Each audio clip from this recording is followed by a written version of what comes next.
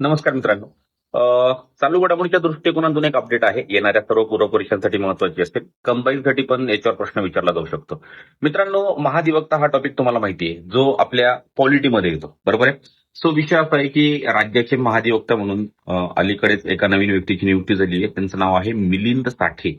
आणि यांच्या अगोदर आपल्या राज्याचे महाधिवक्ता म्हणून जर कोण कार्यरत असेल तर त्यांचं नाव होतं बिरेंद्र सराफ.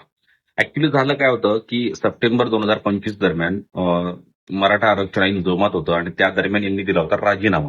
यांची जी नियुक्ती झाली होती ही डिसेंबर 2022 मध्ये झाली होती. बरोबर आहे.